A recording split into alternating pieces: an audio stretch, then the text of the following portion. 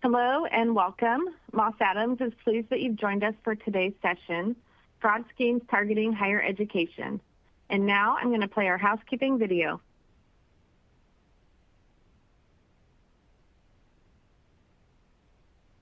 Welcome, and thanks for joining.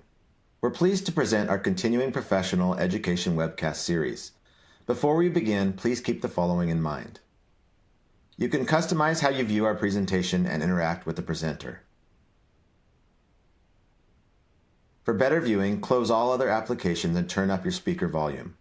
You can adjust window size and placement or enter full screen mode using the controls at the top right of the window or dragging the bottom right-hand corner to resize. At the bottom of your screen, you'll see a series of icons that relate to a different aspect of our session. You can download a PDF of today's slides from the Slide Deck and Handouts widget. You can ask questions by typing in the Q&A window and clicking Submit. We'll do our best to answer all questions or follow up via email. If you experience technical difficulty, refresh your browser by hitting the F5 key. Today's session offers 1 CPE credit. To receive credit, you must meet the National Association of State Boards of Accountancy requirements. You must attend at least 50 minutes of the session and respond to at least 75% of polling questions. To participate in the polls, please check the button next to your answer within the slide window and click Submit. We'll track your progress and alert you when you've earned CPE credit. You can then click the certificate icon in the CPE Progress widget and download your CPE certificate. Don't worry if you can't download your CPE certificate today. We'll email you a copy in 2 weeks. If attending this webcast in a group, you must complete our group CPE attendance sheet, available in our Slide Deck and Handouts widget to receive credit. Please have all group members sign it and send only 1 sheet per group. CPE credit can only be awarded to participants registered as themselves and isn't available for participants who view the on-demand version. This presentation is not legal, investment, or accounting advice. We encourage you to seek the counsel of a professional service provider to apply this content to your specific circumstances.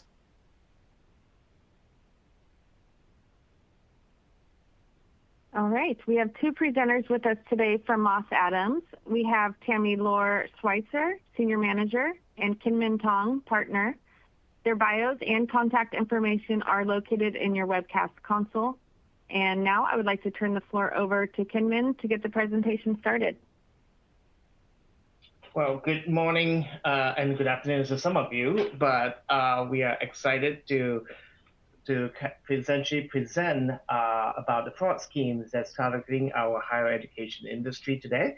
Again, my name is Kinman Tong. I'm a partner with Moss Adams in our higher education practice. And I'll be glad to kick it off with just talking about fraud in general. So our agenda for today essentially is around, we'll start with just discussing the fraud concept, what fraud is all about, what are the different elements of fraud, and then from there, we'll jump into the trends of fraud in higher education, specifically in this industry, what we are seeing, what the ACFE is reporting on their biannual report. And then from there, my colleague Tammy will kind of cover what are the common fraud schemes as it's impacting the higher education specifically, what are the things that we can learn from there, and what are the best practices or even things to avoid that we can learn from things that we observe. And finally, we'll end with some discussion about detection and prevention strategies and also things lessons learned that we can leverage so that all of you can also implement this in your institution or even get advice or insights from our team in helping you to avoid, prevent, detect fraud in your institution.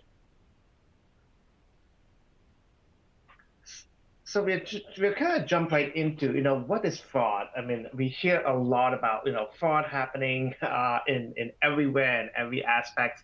There's definitely certain fraud that we definitely hear a lot more about as, identity fraud or even fraud that's perpetrated by just normal everyday. But fraud essentially is the intentional deception that results in financial or personal gain.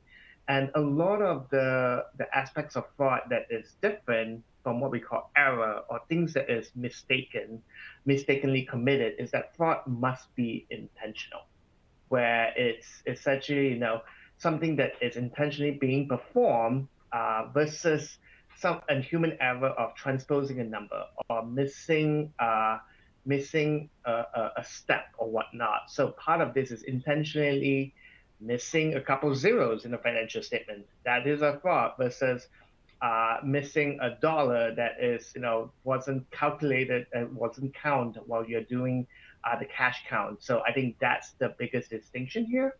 And fraud, as I've kind of mentioned, can be committed both internally or externally. And that means external in the aspects of either vendors or customers or what we see or hear a lot about, the cyber criminals, right? Those that we don't ever see and don't even know where they are at. And then internally is, individuals within the organization, as if they're employees or it could also be members of the governing body or the board, right? Where it's being committed by those individuals for personal enrichment in their roles within the organization. So one thing to note is the fact that we definitely have seen a lot of in the news a lot about both internal and external fraud, and Tammy will definitely cover this in more detail in her section as well. Another area that we always like to talk about, especially in our role as practitioner, is the fraud triangle. And the fraud triangle is what we always cover as the most widely accepted model of explaining why people commit fraud, why does individuals, both external and internal, commit fraud on pretty much on a daily basis. And a lot of this is the three aspects of pressure, opportunity, and rationalization. And the pressure is essentially what motivates the crime in the first place, right? The pressure that an individual have in terms of how am I going to pay bills? I just lost a job. How am I going to be able to afford to pay my mortgage on the house, or even going through various aspects of the personal life that is like putting the pressure. Other aspects of the non-personal item could be also professional pressure. That I want to show that I'm doing well. I want to show that our organization is performing better than expected, especially in the case of bond ratings or covenants, meeting the covenants of the trustees and whatnot. So those are some of the pressure that individuals might have to perform fraud. And then the next item essentially is opportunity.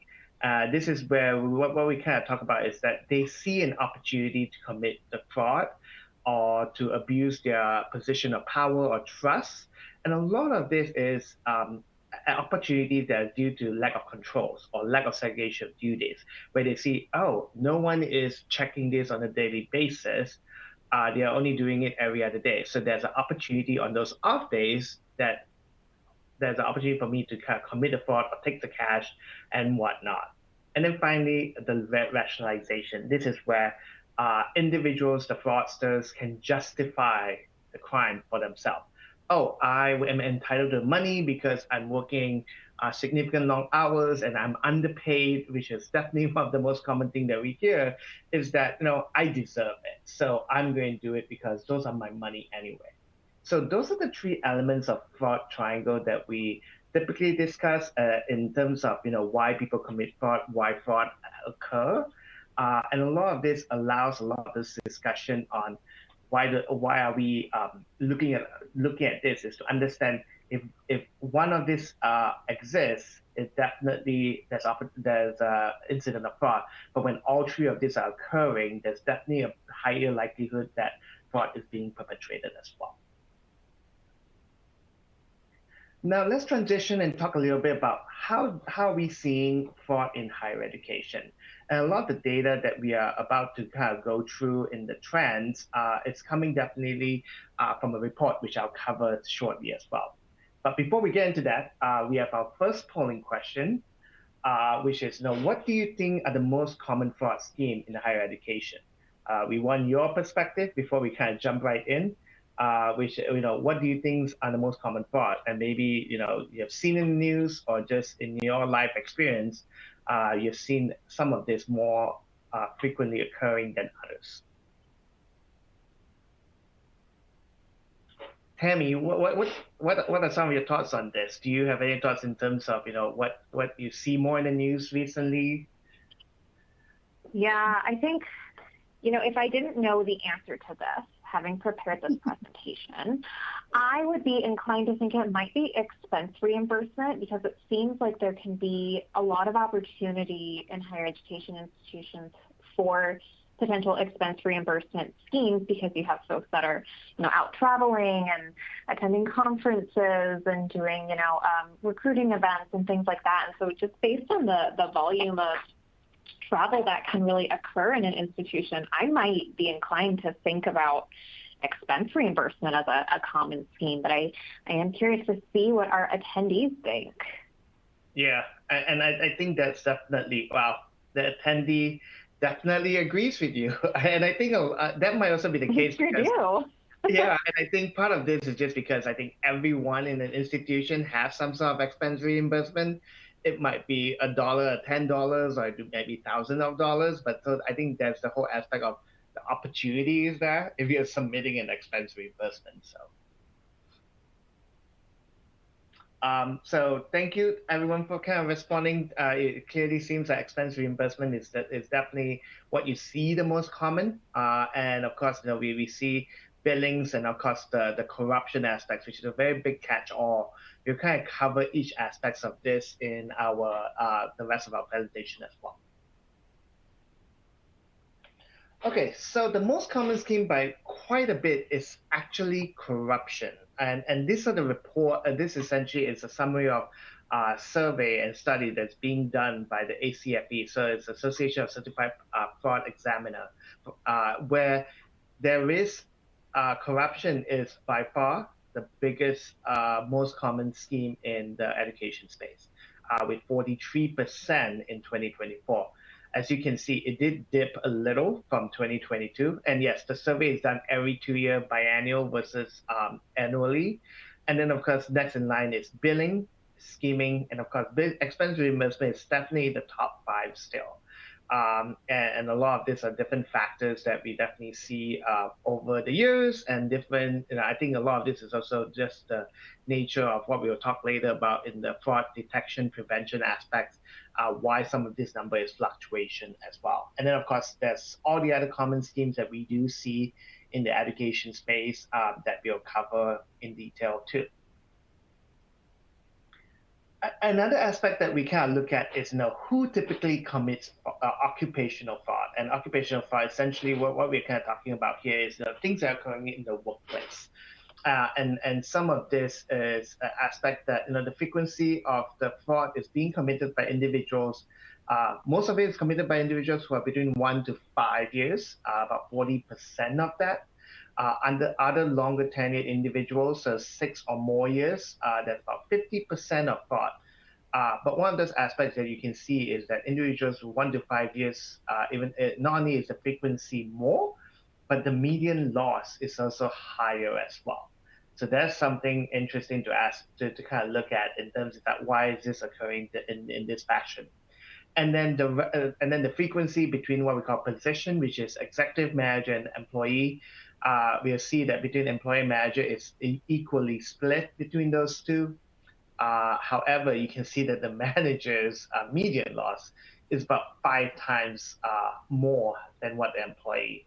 And a lot of it has to do with the fact that manager has more access to circumvent internal controls, having more trust or position of authority, and potentially more opportunity as well, as we kind of see that. But obviously, you can see that the median loss for executive will be higher than manager, just given the fact of those trust, authority, and opportunity in their role as well. So one of the things that we always like to look at in our world, especially with practitioner in the audit advisory space, is around, what are the profile of a fraudster?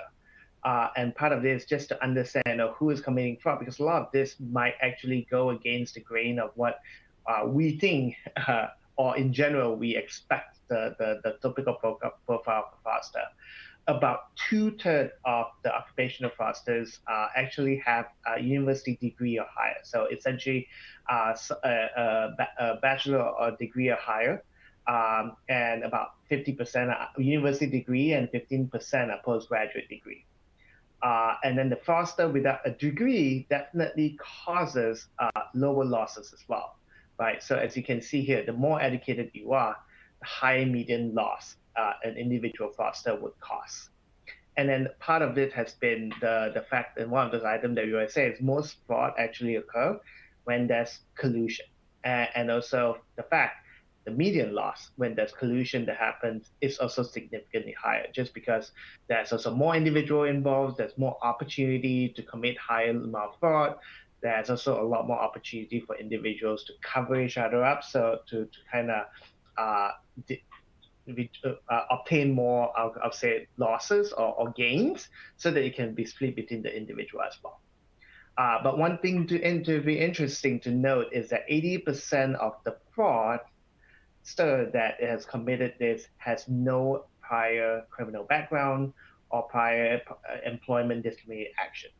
So that's something that we would always like to find out, just because we assume that, hey, if you're doing all this criminal background and everything, we're going to catch all the fraudsters. Not true, because a lot of time the individuals are committing this and they're being caught.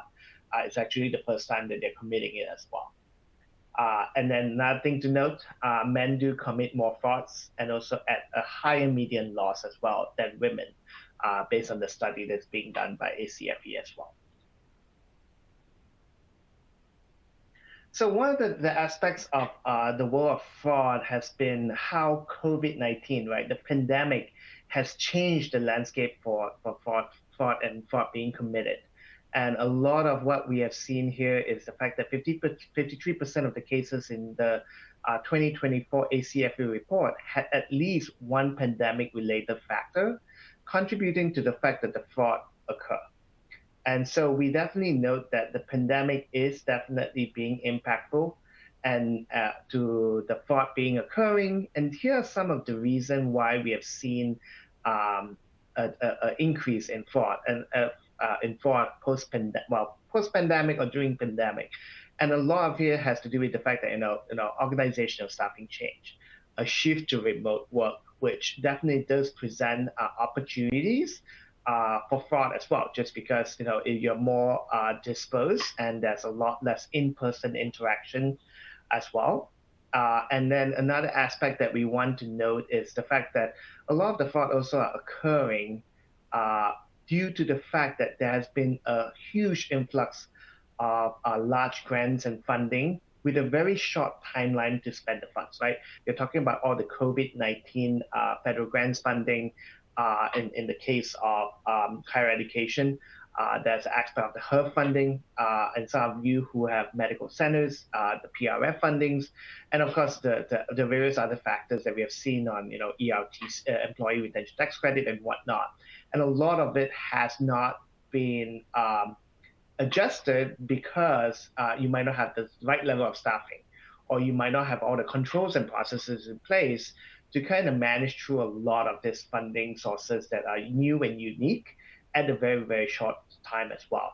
So definitely things that we do see. And then other aspects of why we have seen more of occupational fraud during pandemic, just continually a lot more changes in the processes or controls, and also a lot of disruption around, supply chain, and also technology changes, which we know all these are big changes that is impacting the world in general, but definitely is impacting the world of higher education as well. So part of this has been one of the aspects that is helpful to look at is, how are we going to look at some of these aspect of changes that we need to monitor for detection or even prevention of fraud as well. And here's just another quick summary about the increase of median losses due to the pandemic. As you can see, the change from 2022 to 2024 continued to increase in terms of the median of losses as well. So a lot of this is driven by the aspect of there might be greater opportunity, which also means greater payoff, which also means greater rationalization of why it's okay to perform them too. And so here are some of what we call fraud concealment, how fraud are being concealed after they are being committed. And a lot of this, as you can see on the bottom, which is the most common method of concealment, is fraudulent physical documents, altered physical documents, creating fraudulent electronic documents, or altering electronic documents. So a lot of aspects is essentially, manipulating a lot of the data or information that's being used on the physical sense and also electronic sense to conceal it. And then so in that way, it takes longer for the fraud to be discovered. It takes long. It creates less opportunity for it to be detected as well. So part of that will be how do we make sure that we avoid it, such opportunity, so that we can actually be able to detect fraud quicker and more timely as well. This is definitely one of our favorite slides because it's essentially, one of those areas that we always say, it's great to understand all this aspect of our fraudster, but what are the red flags? What are the signs, common warning signs that we can look to, especially on the employee's behavior, who potentially might be detecting fraud, might be performing fraud, and part of this has been, 84% of our fraudsters display at least one of these behavioral, what we call red flags. And you can see the most common red flags that happens, and I think all of us are well aware about, is the living beyond the means. These are the individuals who have brand new cars or going on extravagant vacations that is beyond what you would expect them to be doing. Mainly because they have additional cash comes in, and they think about ways of like spending them, and those are the ways that they always find ways to reward themselves is the physical benefits and attributes as well. 27% is financial difficulties, right? That if you have kind of talked about how this the pressure, they have the pressure to commit the fraud so that they can get funds and whatnot. So another red flags that we see. And then 20% had unusually close association with the vendor or customer. This is where there is relationship opportunity for collusion. This is where they are, going on the contractor's yard or going out for extravagant dinner that the vendor or customer is paying for. This is especially in the realm of corruption. And then the fourth one that I'll just mention is the fact that they are control issue, unwilling to go on vacations, unwilling to kind of share or teach others what they're doing. That's another big red flag that we definitely see in the realm of fraudsters as well. I'll just pause here and actually kind of hand it over to Tammy, who will actually go into the detail of some of these fraud schemes that we are seeing in our industry. Great. Thanks so much, Kinman. I'm excited to talk to you all about the 5 most common higher education fraud schemes according to the Association of Certified Fraud Examiners, which is the report where this was coming from. So I want to start out with the most common fraud scheme, which is corruption. So corruption is one of those things where sometimes it can feel a little bit squishy to define, but you know it when you see it. And the definition that we sort of ascribe to is that corruption is wrongful use of your position in order to have personal gain. So that can take a number of different forms. There can be bribery, kickbacks, illegal gratuities, extortion, collusion, conflicts of interest. It can, again, take a lot of different formats. But these schemes are pretty notoriously difficult to detect. You can't just go in and take a look at your own organization's transactions in order to detect them. As you saw earlier, corruption is unfortunately very present in fraud schemes that impact higher education institutions, and they can have a pretty significant median loss as well.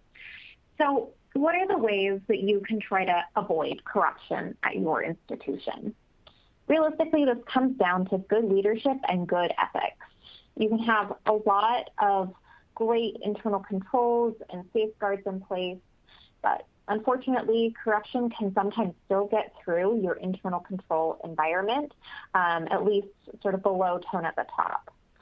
Segregation of duties certainly always helps to prevent fraud, since multiple people are then looking at a transaction and processing that transaction. So if something looks weird, it's more likely that someone's going to say something when you have that segregation of duties present. One of the ways that you can also avoid corruption, though, is by increasing the perception of detection, where if people think that they are being watched, think that they might be called out on inappropriate behavior, then they're less likely to continue on with that behavior. And you can increase the perception of detection through things like having a hotline, doing employee training, and having a really robust internal audit function that's looking at things regularly. Corruption is usually detected by whistleblowers, although audits can sometimes identify if there's something that might be amiss, like a purchasing anomaly. So let's talk about an example of corruption. So just last year in 2023, the former San Mateo Community College District Chancellor was charged with 23 felony counts for allegedly awarding construction projects to vendors from whom he received multiple valuable gifts, including tickets to concerts, sporting events, and international travel. He went to Dubai and Bali. So the living beyond your means example that Kinman just went through is sort of what was going on with this chancellor. Those gifts were also not disclosed on his Form 700. So those of you in the state of California, you might know that there is a state requirement for elected and public officials to report their statements of economic interest. He was not doing that as well, and he kept awarding contracts to this particular construction company and actually had authorized over $40 million in change orders on one project as well. So this scheme was detected by a whistleblower complaint. The San Mateo County District Attorney's Office received a complaint of corruption, including against the former chancellor. So, an example of corruption that's very recent. So let's talk about billing schemes. So in a billing scheme, your organization would essentially be buying goods or services that don't exist. They might be overpriced, or they might be unnecessary.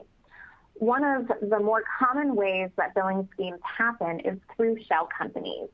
So here, a fraudster would create a fake company, create it as a vendor in the system, and then submit invoices for goods and services that were not actually provided.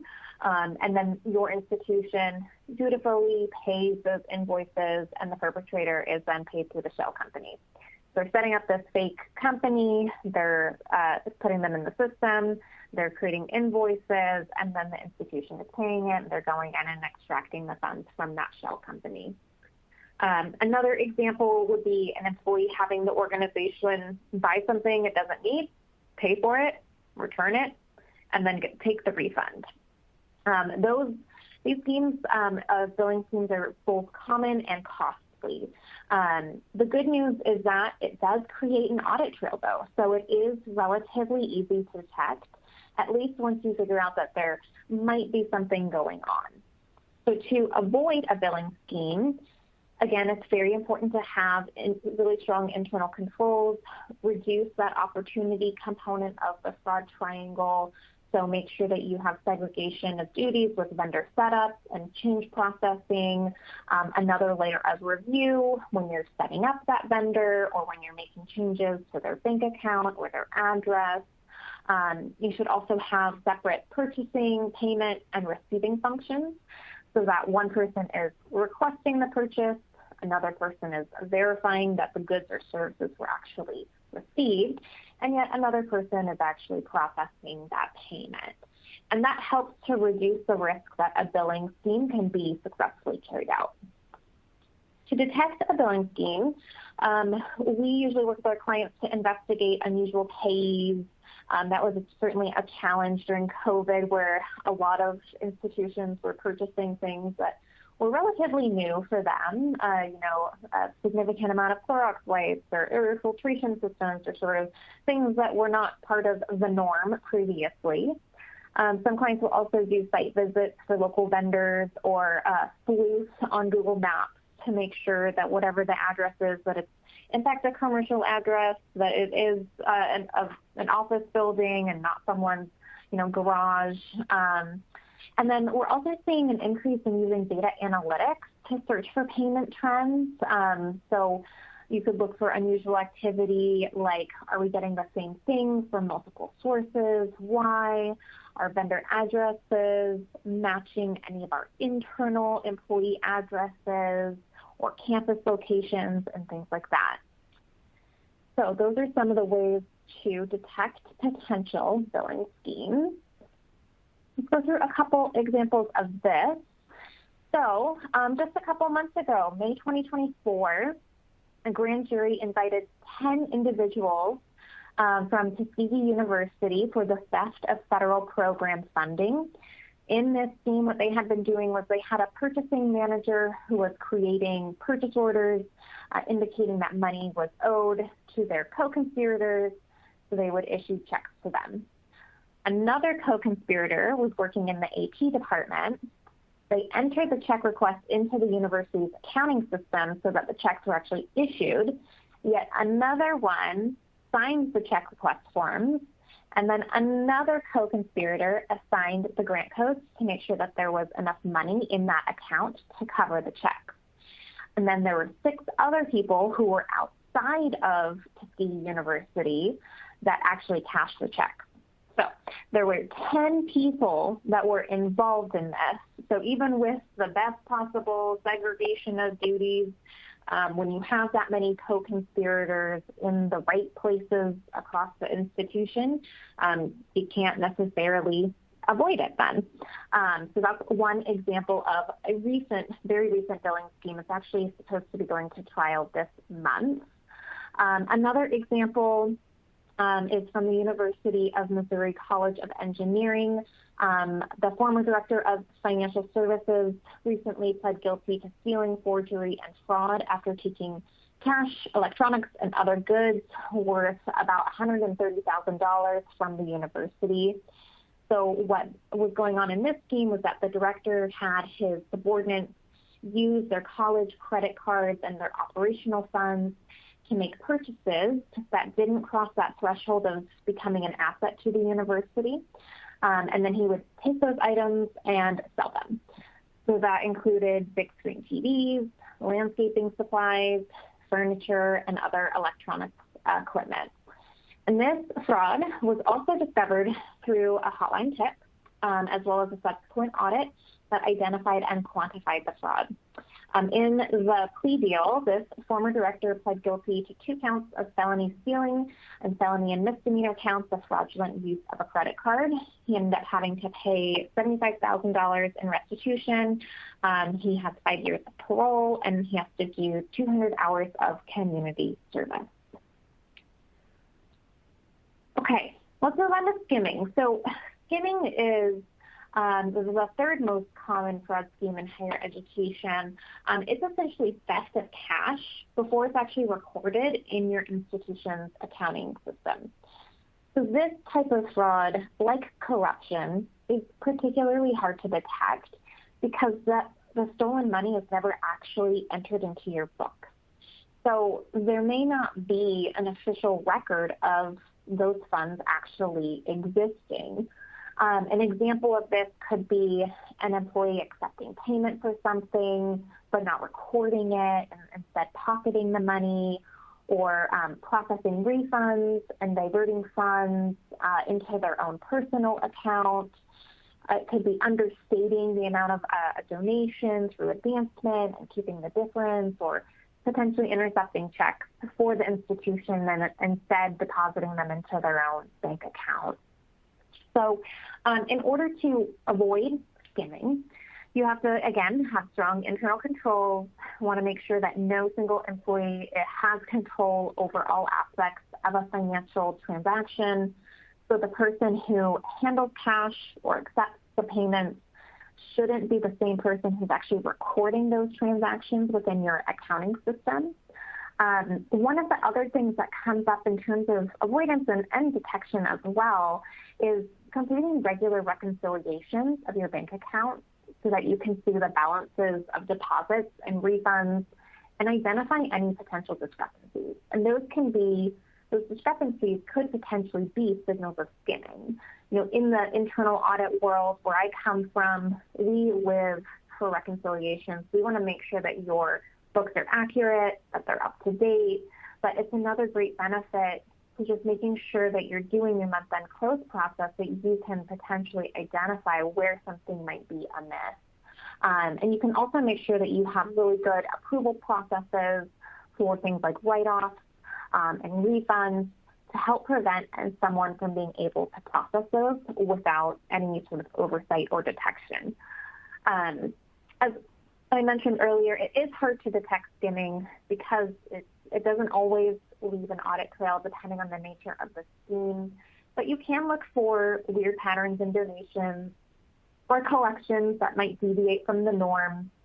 You could also review your revenue projections versus your actuals to see if there are any discrepancies and if those discrepancies can be explained, and also just conducting surprise cash counts.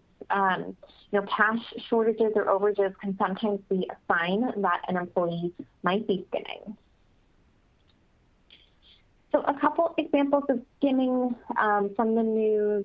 A former University of Tennessee employee recently pled guilty to 2 counts of wire fraud and was sentenced to 14 months in prison, 3 years supervised release, and had to pay $70,000 in restitution.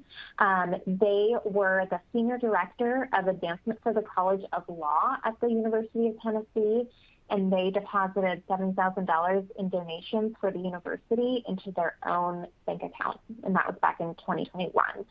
So that's a particular risk for higher education institutions where you are dealing with a large dollar amount from potential donors and philanthropy, and so this individual was able to essentially peel off some money for themselves from some funds that were supposed to be directed to the university. Another example here is that a federal judge found 2 individuals, Andrea Mitchell and Mustard Bat, guilty of conspiracy to commit wire fraud and 22 counts of wire fraud. And then Mitchell, one of the co-conspirators, was also found guilty on 2 counts of aggravated identity theft. So this individual was serving as a financial services manager at a higher education institution down in Florida. Her and her co-conspirators used their position to actually steal the identities of current and former students at the institution. They used that information to access those student sponsorship accounts. They found refunds in those accounts, and then they have the institution cut checks in the name of their co-conspirators. And then those co-conspirators cashed the checks and shared the proceeds. And the cost to the university was actually more than $835,000. So they had essentially done quite a bit. They took students' identities. They were also then processing refunds for themselves. And they had a number of people who were also involved in this. So again, you see that trend of more co-conspirators, higher median losses at over $800,000 of losses in this case. And these 2 individuals have not yet been sentenced, but they each face up to 20 years in federal prison. So let's move on to expense reimbursement, what everyone, including me, thought might be one of the most common schemes and higher ed. So reimbursement expenses, this scheme is where employees are being reimbursed for expenses that potentially didn't happen. Maybe they were less expensive and that the price has been inflated. Maybe they weren't business related or paid through a different source. This could be fictitious expenses for something that never happened, like an airline ticket and then the trip was canceled, or you paid cash for something but you maybe didn't. And you can also have mischaracterized expenses where someone claims meals or expenses that as business related when they might actually be personal. So being at a conference and going out to dinner and saying you're expensing it So maybe your spouse and a couple of friends were also at that dinner with you. So to avoid expense reimbursement, again, really strong internal controls like requiring the right approvals for expenses, potentially requiring proof that someone actually attended the event, like getting a CPE certificate, or having them post a photo of them there on LinkedIn or something like that. You can also potentially request the invitation of inviting someone to go to an event to see if there was any mention of compensation or trip payment from whoever was actually asking. So sometimes we'll find that a faculty member or dean might be invited to an event, but that event organizer is going to pay for their expenses, and then they might be submitting duplicate requests. So to detect expense reimbursement schemes, you can compare your budgeted expenses to what was actually incurred. You can validate the expenses, again, maybe sleuth on that employer's calendar, look at their LinkedIn profile, see if they were really there. And you can also require additional information for reimbursements that are above a certain dollar threshold. So a couple examples of this. A former IT manager from Arizona State University has been accused of embezzling over $120,000 from the university to make personal purchases. So the Maricopa County Superior Court indicted this IT manager on 14 felony counts of theft, forgery, fraud, and misuse of public money. And the Auditor General found that he had been forging receipts between 2017 and 2021. He was using his ASU purchasing card for personal expenses amounting to about $125,000. That was 810 purchases, including gaming consoles, smartwatches, exercise equipment, treadmill, rowing machine, you name it. And this manager said that the purchases were really to support his family and his children. And this fraud was detected through the university's audit department. So again, showing the value of internal audit and preventing and detecting fraud. The other example here is a former Shippensburg University secretary who was using their university-issued credit card to fund personal expenditures over $14,000. They were also making unauthorized withdrawals from a school club's account, and she was actually forging her supervisor's signature for approval. So she purchased 480 plus items from Target, Walmart, Amazon, things like that. And this was actually identified during sort of a routine accounting check and management review. So again, just highlighting the value of really good internal controls and a good internal audit department at your institution to be able to help prevent and detect those schemes. Okay, last scheme, and then we'll get to our next polling question. I see a lot of items in the chat about polling questions. We have another one. So non-cash is where someone is stealing or misusing non-cash assets of the victim organization. So someone stealing inventory from a warehouse or storeroom, or stealing and misusing confidential student information. So we had gone over an example where the student identities were stolen at that institution in Florida to perpetuate that refund scheme in student accounts, and that's an example also of a non-cash scheme. So to avoid this, you can, again, strengthen your internal controls, look at segregation of duties for purchasing, receiving, as well as inventory management. And you can also think about how your IT systems are set up so that only people who need access to information really have that information and can potentially track who is accessing that sensitive information depending on the nature of the data.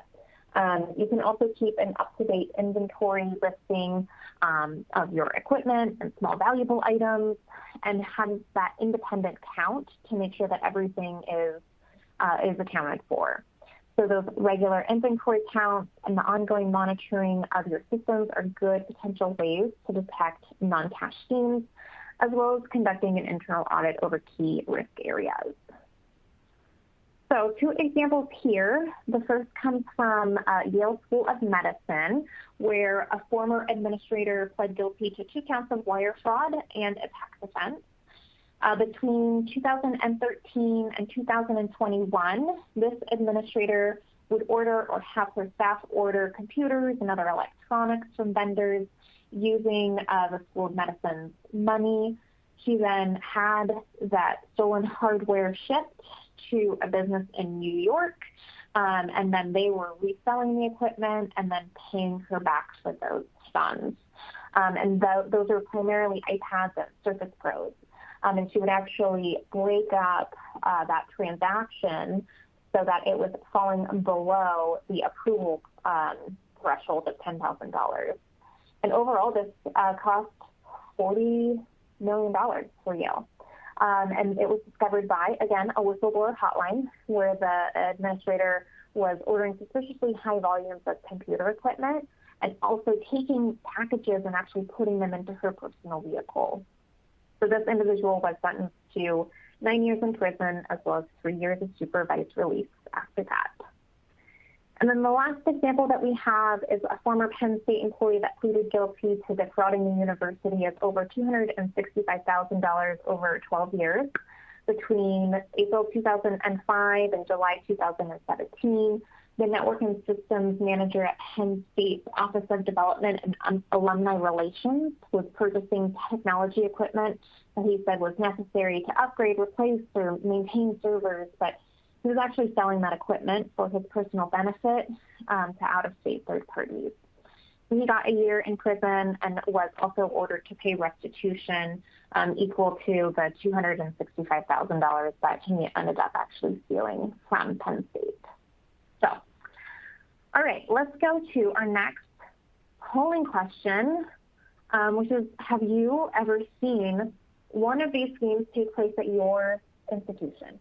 So we're really curious about if anyone has any lived experience with this or with fraud taking place.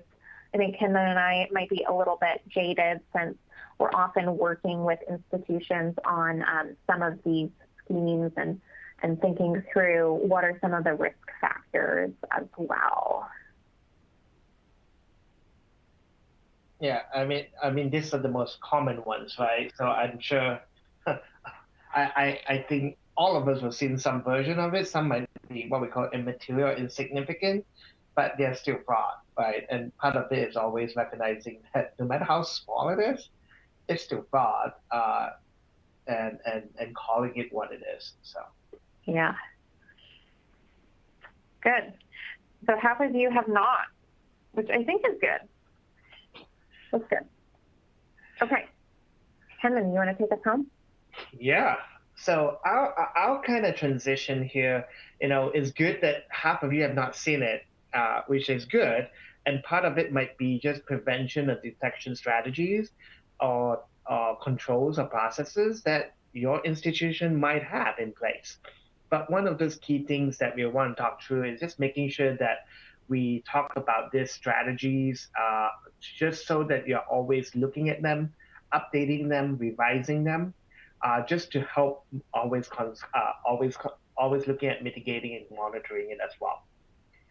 So one of the things that we always want to talk about is just making sure you have a fraud risk management program, right, or fraud waste abuse program, so that the employees and just members of the public have a ways to report on things that they see, or be able to identify and call it out. I think Tammy has kind of covered a lot of the different schemes that we have seen and how many of them are being detected because of either whistleblower discussion, which is very important to ensure that you provide whistleblower protection so that they can come forth and speak for it, and also ways that that is being reporting or individuals are being trained, and what are the monitoring that the organization would do, which I know some of the institution out there has either a fraud team, fraud hotline, internal audit functions, and or even external, right? Where you're hiring service providers like ourselves to be able to be part of your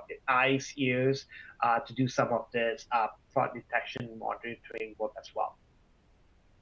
Here are some of the anti-fraud controls that is most frequently or most commonly have in organizations, and I think if all of you can look through this list, the top two is things that I think almost all institutions has them: a code of conduct and an external audit of financial statements, right? So that's pretty common in our space, just because of all the requirement that requires both of those to be in place, especially with federal funds that you receive. The third item, internal audit department, we definitely don't see it as frequent. But one of the things that we want to note is the fact that internal audit function, part of it is having an independent look of your internal controls and processes as well. And that might mean if you don't have an internal audit function, but you could outsource it, right? Or you could get help from teams like ours, right? Tammy and myself would be glad to kind of talk through, how you can set up some processes, controls, and strategies so that you can constantly be looking at how to prevent, how to detect the frauds as well. And we'll talk through a little bit more details about some of this as well. These are some of the items that we have also looked at in terms of, what are some of the controls that have existed and how those median loss reduction have been helpful. We want to note that a lot of the controls in place is not, you're not end up catching all of the fraud, but the goal is to catch them sooner, catch them quicker, or be able to have a monitoring process and detection process that you can kind of nip it when any indicator of that happens, right? Surprise audit, management review, external audit, and even hotline, and even the hotline, which Tammy has stressed a lot about how many of these incidents are being reported through the hotline. Each of this has more than 50% of reduction in the median loss.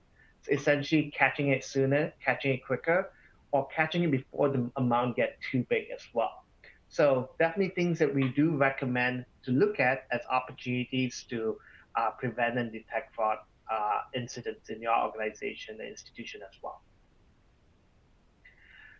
This essentially is the top 3 internal control weaknesses based on the perpetrator's position. We talked earlier about the employee, the manager, and owner executive roles in various institutional organizations. And this essentially, some of the key internal control weaknesses that happens. As you can see, for the employees and employees and the manager, the most common areas is lack of internal control. The same in owner executive. So part of this is the fact that internal controls is super important for every organization, which is part of the reason why there's so many rules and regulation, and even us as auditors and whatnot look to the internal controls as kind of the key aspect of preventing fraud. And how do you continue to enhance that, update that, revise that as well? And at the same point is, if you have them, how do you make sure that they're not override? Because that's another area of significant weaknesses that we do see as well. So our third polling question here is, my institution has a hotline where employees can report suspected fraud, waste, or abuse. I think Tammy and I have kind of mentioned this quite a bit already, so I want to see how many of you already have this in place to detect and also prevent fraud by having the individuals be able to report items. And this is a little bit more high stakes for a lot of higher education institutions that might have federal grants, because if you don't have a hotline, if someone comes to you and has a report on potential fraud or mismanagement of federal dollars, and if you're not taking action, then you can actually be held liable for that by the federal government. We've seen a couple examples of that as well. So having a hotline is a best practice for all of our clients, but it's even more necessary, I would say, for a lot of our higher education clients. And so it looks like most of you are doing this, or you don't know, which is also pretty common if you don't have a lot of training around it. Yeah, and that might be things, that opportunity to kind of educate everyone as well. So on the next area, this is a very busy slide in terms of the various a lot of information here, right? This essentially is saying is on the x-axis is what are the most common ways that fraud is detected, right? And we kind of talk about the fact that internal audit is definitely one of the ways, external audit, tip, or even the fact that it's notification by law enforcement because of some other things that they are reviewing and something is wrong. And then, of course, from there is what are the median loss associated with each of these detection methods. And then, of course, what are the duration of this fraud that's occurring as well.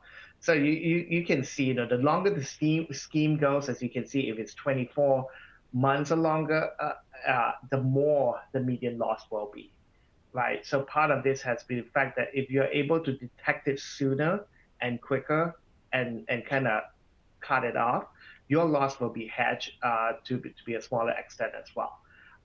And also, part of this is also as time progresses, people are more likely to go bigger and bigger and try to get more fun because they think no one is catching it as well. So things to kind of take note of this slide. Now we're going to talk about the general ways that fraud have been detected. And the reason we've been sharing so much about hotlines is because, obviously, it's the number one way that fraud is being detected by a significant amount, right? So it's 43% versus the second category, which is internal audit. So one of those things that we want to note that, 43% is of fraud that's detected is thanks to a tip, and most of them, more than half of them, of the tips that's being provided are actually by employees, right? Employees that you have that's doing their daily job and see something, hear something, and feel that it's a need, there is a need to report it. And it's also shown that having a hotline is also able to decrease the duration of fraud by about 6 months. So I think we have kind of stressed a lot the fact that hotlines is a great low-cost way to detect and quickly respond to potential fraud within your institution. And of course, the next two highest has to do with internal audit and of course management review. And a lot of this has to do with the fact that having a strong independent internal audit function will allow to opportunity to go look at areas that might be tips, or just areas that you get a sense of the trend that you can get that you can then monitor and catch and review it before it gets too large as well. So always, key areas to look at as well. Whistleblower reporting. This is essentially, just reports that is, out there rather through a formal reporting mechanism. A lot of this could be informally supported, or is reporting using other groups as well, just to make sure that they see something, they are not sure, they want to be able to just informally complain and address it. So this is what we definitely see. Direct supervisor, executive whistleblower reporting is definitely most common. That's who is being reported to. Internal audit and fraud investigation team are also key areas that people do report to, so the informal complaint can be followed through as well. So another key reminder of why it's important to have all this mechanism in place to prevent and detect fraud as it's occurring as well.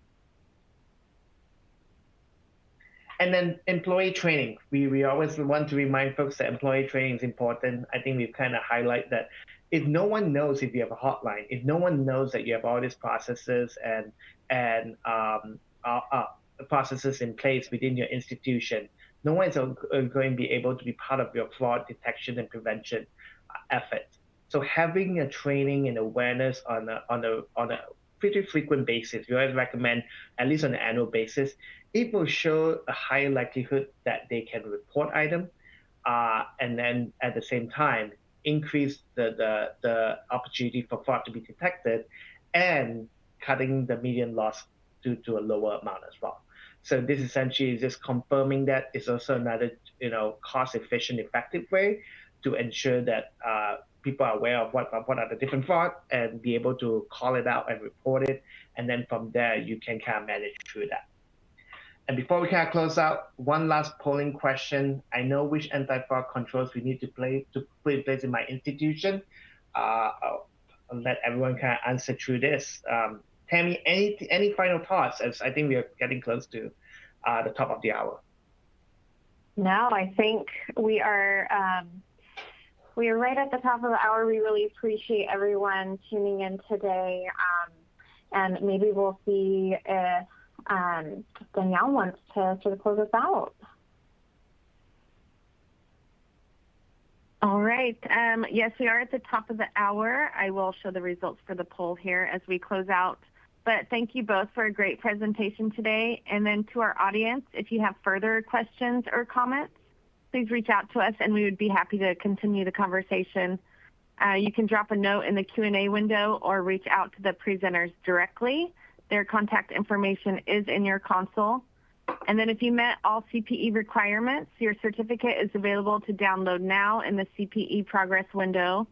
A copy will be emailed within 2 weeks as well. And then finally, here is a link to a survey for today's presentation. Your feedback is always appreciated. And again, thank you for joining us and take care, everyone.